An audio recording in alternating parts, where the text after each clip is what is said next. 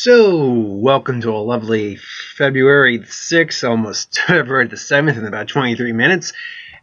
And I would normally save a magic video for when I normally do magic videos, usually around Wednesday or Thursday in the week, but information just dropped on Shadows over Innistrad that I need to touch on while it's relevant. So, apparently, and I'm reading this off of MTG Realm, you can also see it on MTG Salvation or look up the story.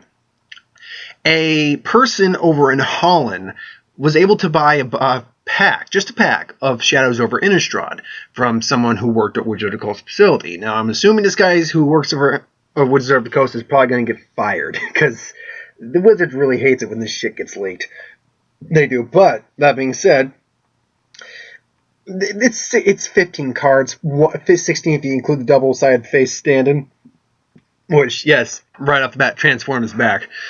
I think we all saw that coming, though, so no big surprise there. But yeah, we got the image on one of the images, because there's like usually 4 or 5 different pictures on booster packs, and this one is of Jace. So that art I just did a review on for the black and blue Jace, which, by the way, I'm standing with it's probably just a blue Jace at this point.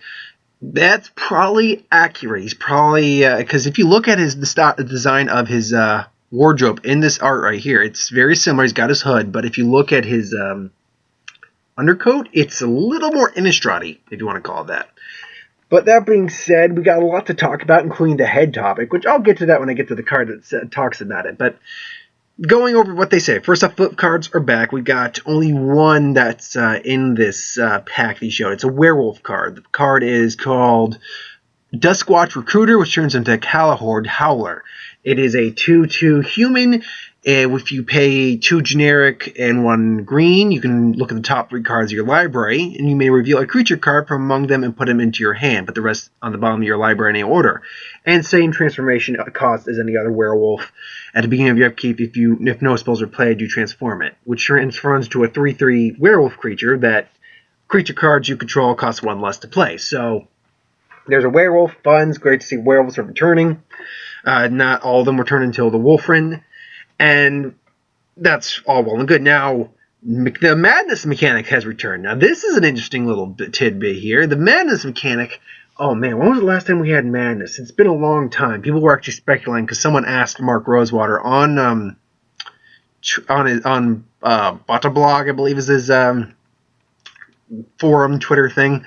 Yeah, it's basically is where you ask questions. They asked, is Poison, there was a long hiatus for Poison. We're going to see one that's going to return from a long hiatus. And he said, keep an eye out for maybe the next set or next couple of sets. And Madness is one of those cards.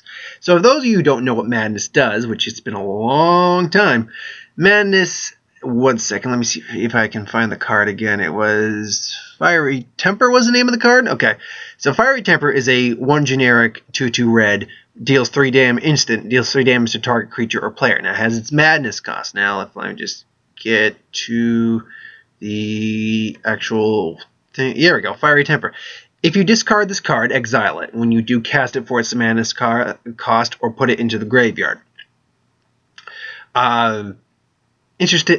They've changed it up a little bit actually. So if you cast it for its Madness cost, you put it into the graveyard.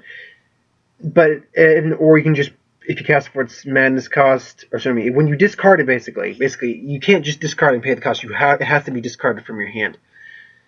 You exile it, which is a different thing. Normally they originally just went to the graveyard. So now they have, if it's exiled, you can either cast it or it can go to the graveyard.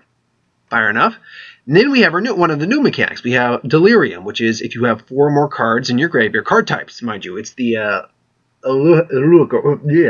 Lulogorf, I think is the name of the creature ability. This will give you it'll give you the stated bonus, and it's the one we see it on Delirium is on Hound of the Farbogs, and if you have 4 or more card types in your graveyard, then it gets Menace. It's a 5/3, 4 generic, 1 black, so not bad. Then we have Investigate. Now, this is an interesting one because it actually seems to tie into a little bit of the story, I think, searching for clues and what's going on. We have Investigate.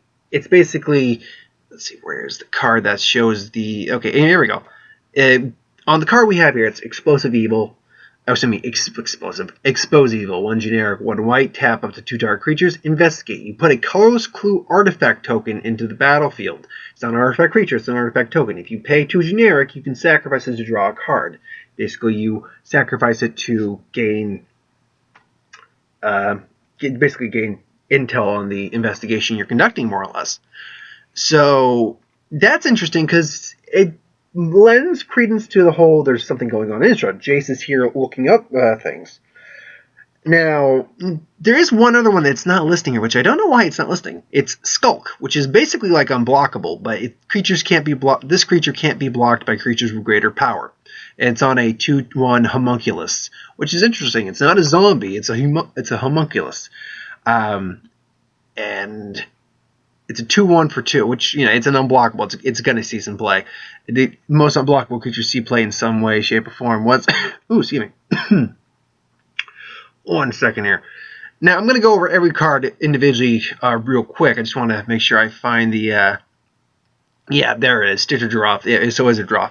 But so that's just the cards, the general new mechanics. We got a lot of interesting mechanics. How do I feel about all these mechanics? The madness one's going to be the one that really is going to be judged upon, because effects that are based off your ability to discard depend on abilities that make you discard. Like we have a zombie, our new blue zombie, which is a 4 generic, 1 blue, 3/5. There's the battlefield. You control a zombie. You may draw a card. If you do, discard a card. That's where you can activate your madness cost. I'm certain you'll see more cards along those lines. But madness is definitely going to need to have decks built around it. That's a mechanic that needs decks built around it. Delirium's easy. That's an easy mechanic to get off. I think it'll work out fine. Noticeably absent from this is both Flashback and Morbid, 2 vastly loved mechanics from original Innistrad. Morbid particularly was well loved in Roll Sheet. Flashback won lots of tournaments. Will more than likely, if I had to guess, we'll more than likely see them return. One of them return in the next set, whatever is the sequel set to Shadow or Innistrad. Then investigate. Investigate is going to be an interesting one. I think it can find a place. I think it can find a home, because I think it basically says, yeah. But investigate. It's just when you cast it, you put that artifact into play, and then you have it there to use at your own discretion. It's a draw effect. You draw for 2 basically. So definitely could see that having some great little activities to it. But now going on to the actual cards themselves. Now I've already gone over a couple cards, so I won't go. I'll just mention I went over them and continue. Now we have a Stoic Builder, which is a 2/3, 2 generic, 1 green. Enters the battlefield. You may return target land card from your graveyard to your hand. Great for landfall currently in the new block from Battle for Zendikar. It's a 2/3 for 3, so it's a good little blocker. The rare the guy got is called Devil's Playground. Now, it says it's a sorcery. Costs 4 generic, 2 red. 2 red. And you put 4, 1/1, I'm going to say red devil creatures? 1 second. Devil's Playground. Devil's Playground. Where are you? Devils. Because I was looking at the picture. The problem is a lot of these have glares because the guy took a picture, obviously, with his phone or something. Devil's Playground. Okay, put 4 1/1 red devil creatures tokens in the battlefield. They have, when this creature dies, deals 1 damage to target creature or player. Not bad. Not bad at all. I mean, it all depends on when you play it. If you can get it out for like maybe 3 mana, which is not impossible by any stretch of the means, you could definitely deal some damage, say, on the 4th turn. You get a couple in, and no matter what, you're dealing damage, because if they're chump block, you're going to deal damage. So, not a bad little effect. Already went over the Skulk guy. Already went over the Lamplighter of Shehoff, which is a zombie. And then we go into Dance of the Devil. Put again 2 1/1 red devil creatures in token. When they die, it deals damage to creatures or players. So interesting that they're going with the whole devils are now burning people. That's fascinating. They're really, apparently we're seeing that little trend with the devils, or at least the little imp devils. Also note, we should also look at the flavor text, because that can always give us a little term of the story. So with the green one, the Stoic Builder, nothing new. They're really just going back to one of the ruined cities. Now, with Devil's Playground, the city is overrun. I would say burn it to the ground, but that won't be necessary. The devils are doing it. Inquisitor Delmond, or Delmond. So, is he an actual character? I think he's just going to be one of those characters. Hey, we named him in the block. I don't know if he'll get a card or not. So, that being said, moving on. The fugitive homunculus, or not fugitive, furtive. Okay, furtive. I'm not going to bother reading because the damn glare just happens to be shining right over the flavor text, but more or less it's from Stitcher Draw, so he's still around. The big 3/5 zombie, doesn't matter much. The devils sow what they sow and reap panic, basically. Yeah, okay, so that was the, where is it? Where did it go? Oh, that's the Devil's Dance. So, yeah, sow chaos, reap panic. Okay, whatever, that's fine. And that's not the right one. It's a standard. Actually, that's cost 3 generic and 1 red. Then we got the Expose Evil. Already went over that. Werewolf. Already went over that. Then we move on to these cards. We already went over the Hound of Farbog. So that's it. Then we have Fiery Temper, which is the Madness card of this, and it's a 3 damage to target creature or player, 1 generic, 2 colors, 2 red. Already went over that. Seems like a solid card. If we got some discard abilities going, that should be good. Then we have Invasive Surgery. 1 blue, counter target sorcery spell. Already a pretty solid card. That's basically the counter to Dispel, more or less. It's the opposite of the opposite card to Dispel. Dispel can counter this. This can't counter Dispel, but still. I think that's going to be a very well-wanted card, especially with the fact that it's got Delirium attached to it, which, one second, Invasive Surgery. In your graveyard, when you pay and you got Delirium cost going, you search your graveyard and library of the spells of that spell's controller for any number of cards of the same name in the spell. Basically, it's more or less, if you counter that guy's sorcery, look in their graveyard, hand, deck for any copies, exile it. So good solid card there. And of course, then we have to have spiders. We had spiders in the last one. Watcher of the Web, 2/5 with reach for 4 generic, 1 green. It can block 7 additional creatures. That's just stupid. It's like, it reminds me of that, a little bit of that giant from Theros, which could block 99 additional creatures once you made it monstrous. So, yeah. And then we have, I'm going to get to the one here that's going to mention Nahiri in a little bit, but I'll say that for us. We got to Return to Deadweight, always a good card. We got the Pack Guardian, which is a flash 4/3 for 2 colorless, 2 generic, 2 green. It's a wolf spirit, cool art on its own. And when it enters the battlefield, you may discard a land card. You can put a 2/2 wolf token creature into play. That is very, very good. Anything that gives you 2 for 1 is just great. And discarding a land's not usually a big deal when you have land return, landfall, all that. So I'll save the flip card stand-in for last. Now let's get on to this. Structural Distortion. 3 generic, 1 red. Fair enough. Exile target artifact or land. It deals 2 damage to that permanent's controller. These effects aren't normally good, but this has definitely, first off, it exiles. It does not go to the graveyard, it exiles. That's important. So it gives it already an edge over things like Demolish and all that stuff. 2 damage is also good. But then you read the flavor text. As Zendikar crumbled, I think. Was it? Yes, as Zendikar bled. There we go. As Zendikar bled, so will Innistrad. As I have. Where'd you go? As I have wept, so will Sorin. Nahiri. So, my thought in my last video, me putting my foot in my mouth, saying that I really don't think Nahiri's going to be in this block, seems to be a complete and utter bullcrap. She seems to be in this block and have it out for Sorin, because he apparently he didn't let anything happen. He was there when it happened, but it was not his fault if you've read the story. It was really Nissa's fault. Nissa was a bitch in their day, and now she's more, hey, I'm a good guy. But, yeah, Nahiri's here, and she's kind of a villain a little bit, or just, out for vengeance, which vindictive much.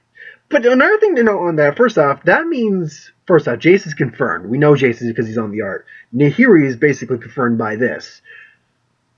Also implies that we'll probably get Soren's return to Innistrad to deal with Nahiri, to at least confront Nahiri on the subject.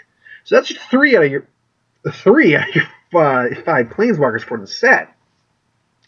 So who's the remaining two? Now, this also begs the question. Nahiri is predominantly white. Nahiri is the only card we have is white. She's, of course, Lithomancer. This is a strictly red card. This is a red card. It's land destruction, all that. White-red Nahiri? It would make sense if you think about it, though, from not just a card play standpoint, from this, just alone, but also from a story standpoint. She's out for it, and she's not black. She's not evil, but she's hurt. Her emotions have gotten the best of her, and she's embodying rage and passion and just wants to destroy a little bit and get some payback on Soren. That fits red. That definitely fits red. And a red-white who wants revenge for the injustice done to her plane, that would make complete sense. Plus, I think I made mention that we haven't had a red-white planeswalker since the second Ajani. We're desperately in need of one. So, absolutely, yeah, I can see that happening. Now, I want to actually go back to that art real quick. Just real quick, from the one I did the review on, because I now actually have to wonder if the face we see in that photo could be Nahiri. It didn't occur to me that it could be Nahiri. So, okay, there's the picture. And come on, focus. If that is Nahiri, it's definitely a warped Nahiri. That does not look like Nahiri. That doesn't really have any sort of features, anything along those lines. Though, let me just check one more thing before I continue on. I'm sorry, but I want to actually check something here. Something about her. No, okay. So I thought maybe she had black lips. No, she has white lips. So whoever that female in the background is, that woman in the background with Jace is in that picture, it's not Nahiri. So that just goes that brings up the question of who are the remaining two planeswalkers right now. So right now we know Jace is here. We know Nahiri's here. More than likely that means Soren's going to show up. So that's your blue, white, and black planeswalker right there. They always want to try to fill the color pie too and make it even. Now, if Nahiri's red, you also got your red planeswalker. You can have doubles of some colors, like Kiora and Nissa are both green, so they were in there. But that means you still have your green slot to fill, and if she's not red, then you have your red slot to fill. Green, Garrett could fit that. He could, if somehow he's been saved. I don't think he has been, and I don't think he will. And I'm not even sure he'll show up in the block, because it's a good point I forgot to make after I read about him. Like, no, he went wandering killing planeswalkers, so he's not on the plane anymore. And then red, Tybalt would make the most sense. Like a black-red Tybalt would make the most sense, or just a red Tybalt. He could still be on the plane. But or Tamio coming back, that's possible too, but I'd say it's a bit more unlikely. But anything's possible in that regard. So, right now we can pretty much guarantee Jace, Nahiri, Soren's a good likelihood, and then those other two are still up for grabs. Now, to touch on, finally, the last one, the double-sided face stand-in. Now, we've got a grand total of, excuse me one second, I'm just going to double check this, count it. Actually, did they count it on here? They did not. Okay, so, we got that. That's 6. We got 9. We got 12. 24 double-sided face cards in this. I think that's the amount the original Innistrad had. That's definitely. I know for certain that's not the amount the original Dark Ascension. Dark Ascension was a smaller set, had less. So assuming we continue with Transform, which I assume we will in the next set, then it will definitely be less double-sided face cards. But the question now becomes, what exactly are these cards? So look, I'll just go down the list real quick. We have Abyssinia. You know what? I'm not even going to bother doing it from there. I'm just going to read off what they did here. So you have Abyssinian Missionaries, which is 3 generic, 1 white. What it transforms into, no idea. Maybe like a mob, angels, who knows. Pitiless Avenge. Seriously, folks. I think it's actually Pious. Pious Evangel. It's an angel. It's got to be an angel. That's all. It's got to either turn into an angel or be an angel. Town Gossipmonger. That's only one white. So let's also just count down real quick. We got 1, 2, 3, 4 cards that cost 1 mana of any of a certain color, or just any color. There's an artifact creature, Thrabian Gargoyle, that's just 1. So those are 4 Transforms cards. We only had, as far as I remember, one mana. No, we had 2. We had Delver and we had Kessin Wolf. The red 1-drop werewolf. So we only had 2. We got 4 in here. Then we have Darling Sleuth. What the hell is Darling Sleuth going to turn into? Uninvited Geist, Accused Witch, Heir of Falconry, that's a vampire. Kindly Stranger. Breakneck Rider. I'm assuming that's going to be a werewolf. Convicted Killer. Werewolf, more than likely. Gassed Up, that's a werewolf. Kessing, werewolf. Skin Invasion. Wait, what? Skin Invasion. 1 red. Skin Invasion. Vampire? Werewolf? I don't know what to go with that name. I would not think a creature would be called Invasion. Let alone if it were like an insect, I could understand it, but it's not. So a little confusion there. Okay, and then let's see. We got most of these green ones are probably werewolves. Most of these red ones are probably werewolves. If not all of them. Now, I couldn't tell you for the life of them which one of these are the rares and which one of these aren't. What do we got? Village Messenger, Dusk Watch Recruiter. We already talked over that one. Hermit of the Natterknolls, Hinder Lodger, Lambbolt Pacifist, Solitary Hunter. Where are you? Solitary Hunter's a green one as well. Then Neglected Heirloom, don't know the amount for that. Harvested Hand, and Thrabian Gargoyle. Should be noted that I can't remember. I don't have a card in front of me right now, though I could look it up. In fact, give me 1 second. You know, I'm actually going to look up the double-sided face cards because I've already gone over 20 minutes. I might as well just get some information correct before I say anything. But while I'm looking it up, there seems to be a much heavier in terms of the transformation aspect in this one. Emphasis on green and blue, green and red, because there's 6 different ones for different creatures that have transformed. So, there we go. Nope. Innistrad.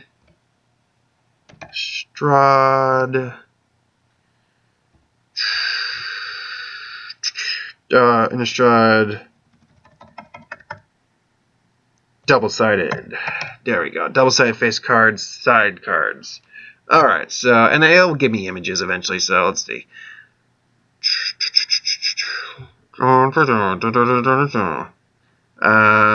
Okay, there we go. So the original Innistrad had 1, 2, 3, oh no, holy crap, I just realized. No, the original Innistrad, had a lot, but now that I actually have it up here, it had 20 transformed creatures. This has 24. This has 4 extra transformed creatures, which, by the way, looking at the number, there's 297 cards in this set, as opposed to, let me get a card that was from Innistrad up here. That's Dark Ascension, not Innistrad.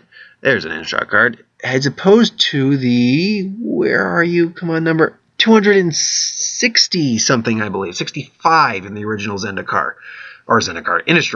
So there's a fair few more cards in this set. But, given the fact that they're now only doing 2 sets per block, but 3 blocks a year, it makes sense that you'd make your large set a bit bigger. But yeah, there was only 20 cards originally in the original it's late. Original Innistrad, and then where's the Dark Ascension? Dark Ascension only had 13. So this is a lot more. And then just going by a color pie viewpoint, granted, because they were just starting out, they had a lot. They had more. Green was the one that got the most transformation cards between actually, I think, any of them. It tied in Dark's Ascension. Actually, no, it didn't, because you got to count a Master of the Fells.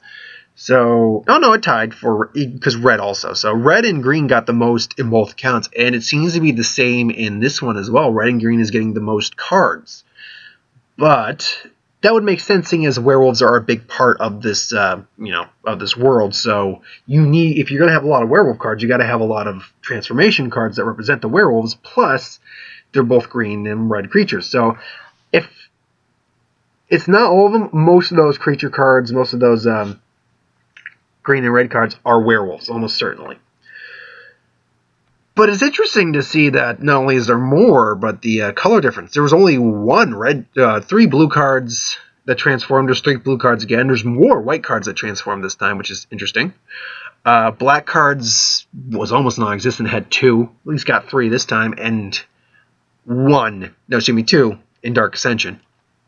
And then you ended off with the artifacts, which there were no artifacts in Innistrad that transformed, and were 2 that transformed in Dark Ascension. The one is a chalice, and one is the Binding Blade turns into I can't remember the creature's name, the demon's name. I have the card, actually. I love using it in an unblockable deck because you just equip it. It's like, nope, dead. So yeah, but no, that's the Innistrad. Shadow over Innistrad spoilers just got leaked. Now, this is just one pack. We only got one rare. Don't have any of the mythics. We pretty much can confirm a few things just by what we have, but at the same time, we shouldn't discount anything else that I've just said or that we think that has not been confirmed. I can tell you right now, though, it looks like it's almost certain that Emrakul is not showing up, because nothing in this pack right here seems to be hinting at Emrakul at all. So Emrakul is not on this plan. So I think anyone who's thinking Emrakul right now, let's be clear, just because nothing in this pack shows, it doesn't mean it's not possible. But if you were giving me a percentile scale, I'd be even put money on it at this point that Emrakul is not showing up. I'm going like 98% she's not showing up. Anything's possible, though, but there's been nothing in this pack that says Emrakul. In fact, a lot of stuff in this pack, including the double-sided stand-in, suggests against Emrakul showing up, because if you were going to have a transform, imagine Eldrazi's that transform. That'd be really cool. You don't got it. There's nothing here. If you were to have Emrakul and have her brood here, you would utilize that with the transform mechanic and other stuff happening. But no, I think her story right now is going to be played off on some other plane, or she's going to return to Zendikar in the next Return to Zendikar. So yeah, that's my thoughts on all these spoilers. It's probably going to be the last thoughts I have on this for a little while until PAX happens or something happens where more spoilers pop up. But thanks for watching. I hope you enjoyed. Like, comment, share, subscribe. As always, if you want us to review something, put in the comments below. Let us know. We'll do a review of it at some point. So that's it for this weekend. I got nothing else. Okay, that's not true. I got the Super Bowl to watch tomorrow. I'll probably be doing a couple reviews for any of the trailers that pop up tomorrow. So there's that to look forward to. I don't know. I did the Jurassic World one last year, so there's that. But yeah. So thanks for watching. See you next time. Have a good night, folks.